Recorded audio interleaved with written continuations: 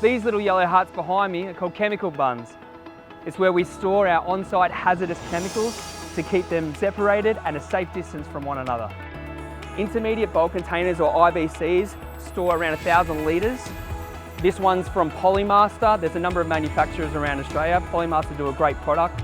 Hazardous chemicals must be stored in one of these where there can be no chance of the liquid falling outside of the bund. That's why this thing has 4 walls as a complete shroud to deflect any fallen chemical into the bund.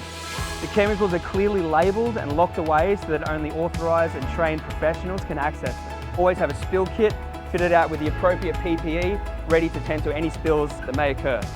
At Aerofloat, safety is always number one.